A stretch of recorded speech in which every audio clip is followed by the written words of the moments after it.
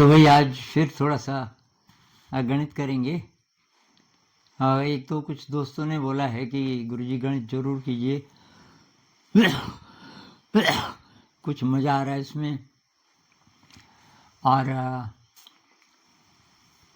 एक चीज़ और भी है कि किसी ने पूछा था ये कहाँ से शुरू करें। गणित से तो अभी भी डर ही लगता है, लेकिन मैं चाहता हूँ कि गणित में मुझे मज़ा आना शुरू हो जाए। तो क्या करना पड़ेगा? और उद्देश्य तो यही है कि मज़ा आए। तो भाई जो गणित हम कर रहे हैं ये किसी सिलेबस से रिलेटेड नहीं है। कॉम्पिटिटिव एग्ज़ाम वालों को शायद कोई डायरेक्टली कोई मदद नहीं मिलेगी, लेकिन इनडायरेक्टली जो इंटरेस्ट जगाना चाहते हैं या बढ़ाना चाहते हैं उनके लिए यूज़फुल हो सकता है। मेरे लिए इसका क्या यूज़ है कि ये मेरे लिए नया होता है। जब भी मैं कोई नया वीडियो बनाना चाहता हूँ मैथ का, तो क्योंकि कुछ लोग मुझे बोलते हैं कि गुरुजी ये इंटरनेट में वहाँ भी आपको मिलेगा कुछ इस प्रकार के कुछ कहीं। अरे मैंने को तो मुझे पता है कहीं ना कहीं तो होंगे, और वहाँ से मैं नकल करके वीडियो बना दूँ तो मेरा मज़ा तो गया ना। हो सकता है आपके लिए वो अच्छा हो, लेकिन मेरे लिए रिवॉर्ड ये है कि भाई वो मैंने क्रिएट किया। वो कहते हैं ना, अपना बच्चा कैसा भी हो, कितना भी बदसूरत हो, माँ को वही प्यारा लगता है। तो ये क्योंकि मैं क्रिएट करता हूँ तो मेरे लिए ये बहुत रिवॉर्डिंग एक्टिविटी है, और मेरे लिए मेडिटेशन भी है, क्योंकि इसको करते हुए मैं माइंडफुल रहने की कोशिश करता हूँ। तो आज मेरे साथ विराज सर भी हैं, हमारे योगा टीचर। आप उनको जानते होंगे, उनका एक चैनल भी है, वो वीडियो डालते रहते हैं उसमें योगा के बारे में। उसका नाम क्या है सर चैनल का? योगा बाय विराज। योगा बाय विराज। और बहुत बढ़िया इनका स्टाइल है, क्योंकि जब ये रिकॉर्डिंग करते हैं तो मैं आसपास घूम रहा हूँ तो मैं ज़रा सुनता हूँ कि ये कैसे बोल रहे हैं। बहुत कॉन्फिडेंट, बहुत नॉलेजेबल। और ये जो रामदेव जी की एकेडमी है, क्या नाम है सर उसका? University of Patanjali. University of Patanjali Haridwar में, वहाँ से डिग्री लेके आए हैं योगा की। और मैथ्स टीचर भी हमारे यहाँ, सभी विषय पढ़ाने पड़ते हैं यहाँ तो, लेकिन इनकी मैथ भी काफ़ी अच्छी है और इनकी रुचि भी है इसमें, इनोवेटिव मैथ में। तो आज मैंने उनको मैंने कहा यार ये वीडियो आपके साथ बनाएंगे, और कोई ऐसे सवाल हों जो इस एक्टिविटी को करते हुए मन में आ सकते हैं, तो क्या पता विराज सर बीच में वो सवाल भी पूछें, उससे और अच्छा हो जाएगा। तो भाई सवाल ये बना करीब 3 या 4 दिन पहले, इस तरह का। ये एक स्क्वायर है और स्क्वायर के अंदर ये 3 त्रिभुज हैं। ये 5x है, ये 3x है और ये 2x है। तो इसको ध्यान से देख लीजिए, ये सवाल है और इसमें ये दिया हुआ है कि जो सबसे छोटा त्रिभुज है ये वाला, इसका क्षेत्रफल है 10 मीटर स्क्वायर। मान लीजिए बहुत बड़ा खेत है, उस खेत में ये ऐसे ऐसे ट्रायंगल्स बने हुए हैं किसी कारण से, और ये जो सबसे छोटे बेस वाला है, हाइट तो सबकी बराबर है, जो स्क्वायर की हाइट है, ये स्क्वायर की ये साइड, और ये जो यहाँ से आप लंब खींचोगे परपेंडिकुलर तो बराबर है, तो इसका बेस है 2x। तो इस हिसाब से ये सबसे छोटा हुआ, इसका क्षेत्रफल बताया हुआ है 10 मीटर स्क्वायर। तो आपको इस स्क्वायर का क्षेत्रफल बताना है। समझ आ जाए तो बहुत आसान है, और समझ ना आए तो देखिए आपके लिए ये कैसा है। तो इस सवाल को करने के लिए ये त्रिभुज का जो फॉर्मूला है ना, बच्चे को अच्छी तरह आना चाहिए कि त्रिभुज का जो क्षेत्रफल है वो होता है, ये अगर बेस है और ये हाइट है, ऐसा ट्रायंगल है, ये बेस है, हाइट है उसका जो शीर्ष है, वहाँ से जब हम लंब डालते हैं तो वो गुणा मतलब हाइट गुणा बेस बटे 2। ये कहाँ से आया? आपको ये बताना पड़ेगा। तो मान लीजिए कि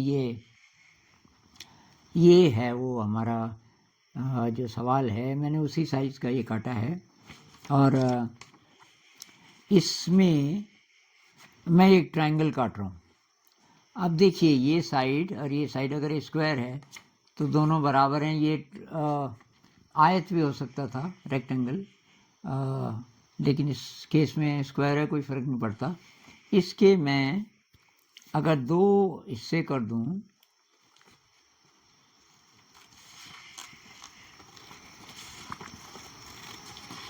इसके मैं दो हिस्से कर दूं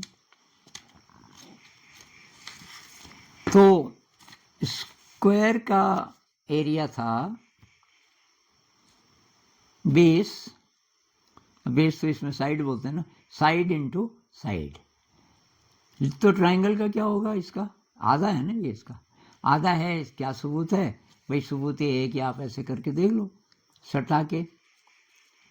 केवल लॉजिक से बहुत बच्चे नहीं सीखते, उनको ऐसे करके बताना पड़ता है भाई दोनों बराबर हैं। हाँ जी बराबर हैं, क्योंकि ये जो स्क्वायर है इसके दो पीस करने के एक तरीका ये हो सकता है कि यहाँ से काटो, एक हो सकता है यहाँ से काटो, और एक है कि वो तिरछे में काटो। तो तिरछे में भी हमने काटा तो इसका क्षेत्रफल पूरे स्क्वायर का आधा होगा। मतलब ये साइड गुणा ये साइड बटे दो, ये साइड गुणा ये साइड स्क्वायर का था बटे दो। तो ये है त्रिभुज का क्षेत्रफल। अगर आप ग्राफ पेपर पे करो तो ये खाने गिन करके भी देख सकता है कि दोनों बराबर हैं। इसमें क्वेश्चन होता है सर कि आपने बोला कि साइड इंटू साइड अपॉन 2, लेकिन जब हम इसको ट्रायंगल को हटा दे रहे हैं तो जो हाइट है वो हम बीच से ले रहे हैं, ना कि हम वो साइड वाला स्क्वायर का हाइट ले रहे हैं। तो ये बच्चों को डाउट आ जाता है यहाँ पे। तो दोनों ले सकते हैं। ये ट्रायंगल है, मान लीजिए आप इसको बेस मान सकते हो, इसको बेस मान सकते हो, तब ये हाइट होगा, यहाँ पे समकोण है।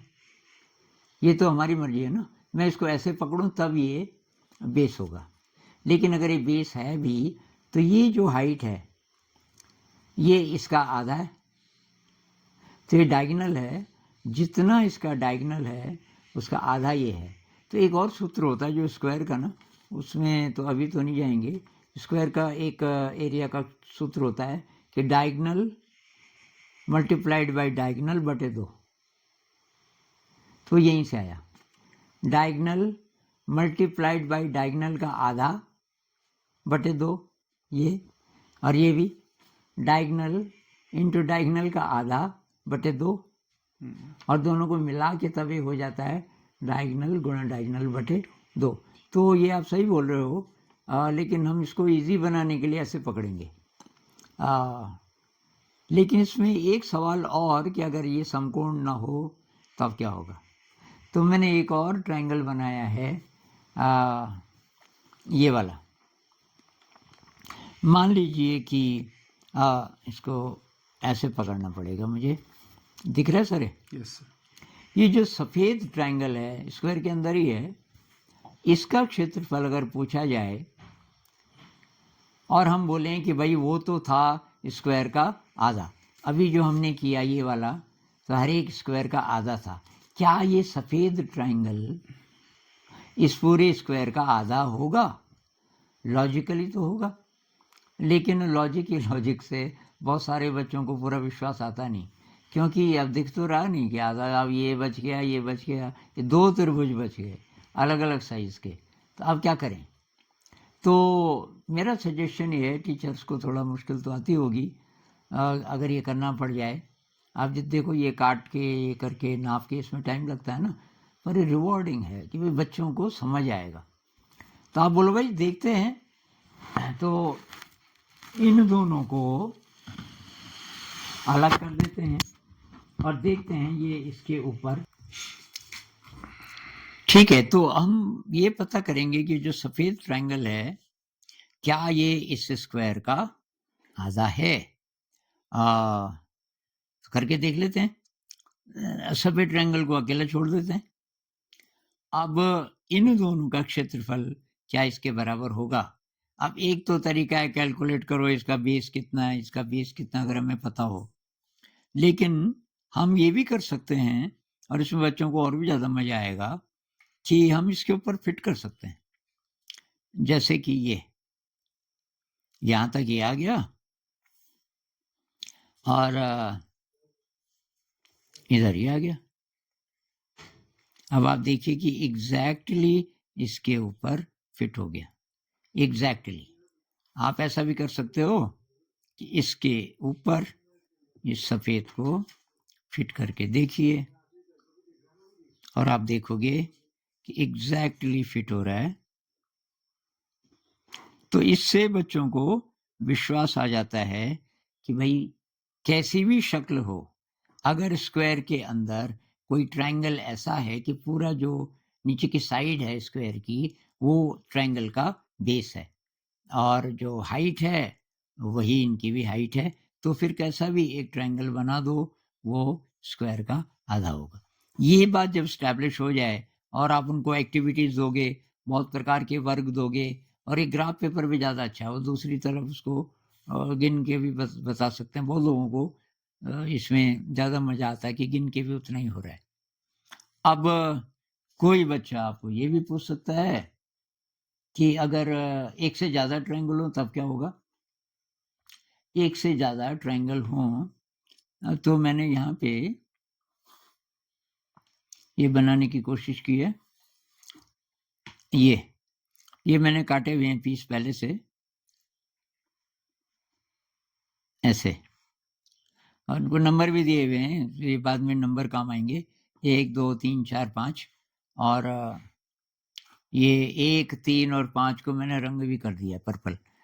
अब यहाँ पे ये मेरी साइड से मैं देखूं तो ये 3 ट्रायंगल है, तीनों के बेस मिला करके कवर कर रहे हैं स्क्वायर की एक साइड को, और इन तीनों को मैं निकाल दूं तभी 2 सफेद बचेंगे।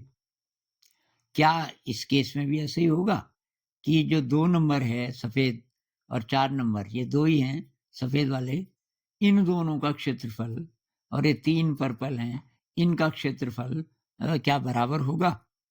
तो मैंने ये करके देखा और जो 2 और 4 है उसकी शक्ल ऐसी बनी।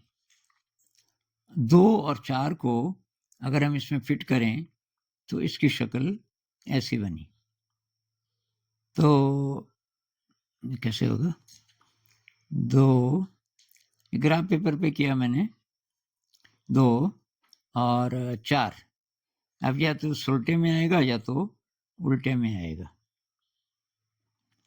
तो ये एक को मैंने उल्टा किया तो ग्राफ पेपर की साइड आपको दिख रही है, ये देख लीजिए 2 और 4 नंबर मिला करके इसके बराबर है, इसके बराबर 2 और 4 मिला करके इसके बराबर है। इन दोनों को मैंने एक साथ कर दिया और फिर मैंने देखा कि ये 1 5 3 मिला करके ऐसा हो रहा है। अभी करके देखते हैं कि 1 और ये 5 आ जा भाई, 1 5 और ये 3, 1 5 और 3 मिला करके ऐसे हो रहे हैं, एग्जैक्टली उस पर फिट हो रहे हैं। अच्छा साहब, तो 1 3 5 1 3 5 से ये बना और 2 और 4 से ये बना, तो ये दोनों बराबर होने चाहिए। क्या हैं? अब आप देखिए साहब ये बराबर हैं क्या? और आप देखोगे कि ये एग्जैक्टली बराबर है। ये था 1 3 5, नीचे वाला था 2 4 और दोनों के जो क्षेत्रफल हैं वो भी बराबर हैं। आप ग्राफ पेपर से देख सकते हो 1 2 3 4 5 6 इसमें हैं और इसकी दूसरी साइड ये 4 6 4 10, ये है आपका ये कौन सा त्रिभुज है जिसकी 2 साइड्स पैरेलल होती हैं, तो जो भी नाम होता है उसका समलंब हिंदी में बोलते हैं, समलंब चतुर्भुज।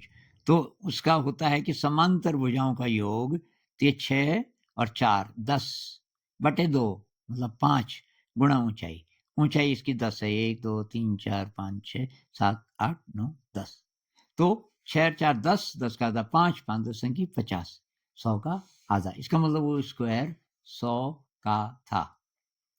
तो ये सब करने के बाद अभी एक ही दिन में नहीं होगा, ये शायद आप 3-4 दिन की मैथ में यहाँ तक पहुँचेंगे और अब इसका नंबर आ सकता है। अब यहाँ पे नई चीज़ ये है कि बीजगणित का सहारा लेना पड़ रहा है, क्योंकि आपने ये तो ठीक है कि 10 मीटर स्क्वायर है पर्पल का, लेकिन ये दिया हुआ है, इसकी ज़रूरत है हमें इसको डिकोड करने की। ये 5x 3x और 2x ये चक्कर के, तो आप थोड़ा पॉज करके ट्राई कीजिए इस स्क्वायर का क्षेत्रफल कितना होगा एरिया अगर 2x बेस वाले का 10 मीटर स्क्वायर।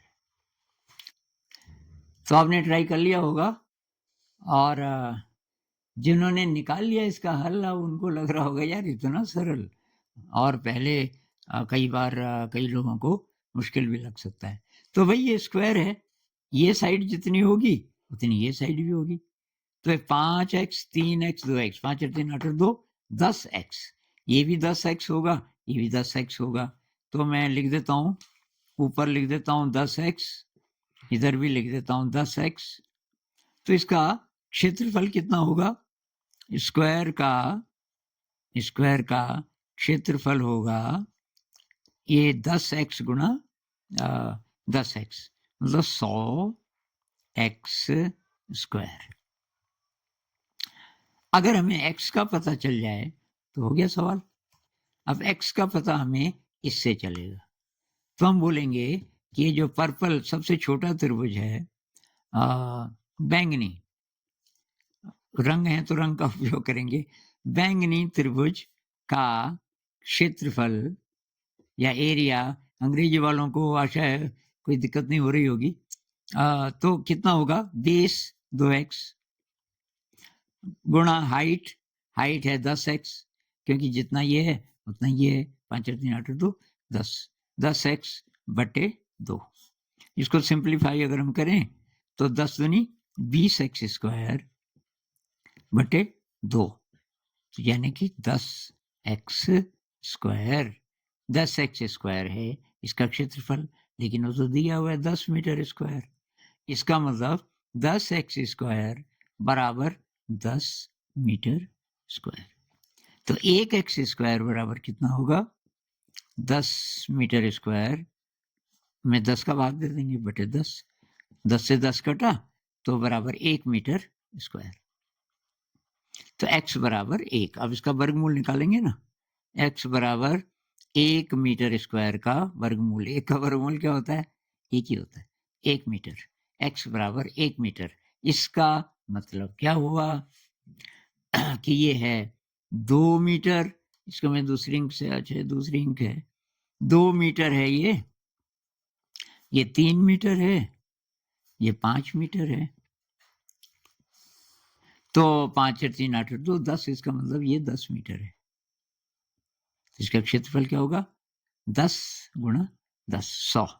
तो स्क्वायर का क्षेत्रफल बराबर, अगर हम इसका उपयोग करना चाहें तो 100x स्क्वायर, x बराबर 1 है, तो ये कितना हो जाएगा? 100 गुणा 1 का स्क्वायर। 1 का स्क्वायर 1 ही होता है, बराबर 100 गुणा 1 मीटर स्क्वायर। 100 एकम 100 मीटर स्क्वायर।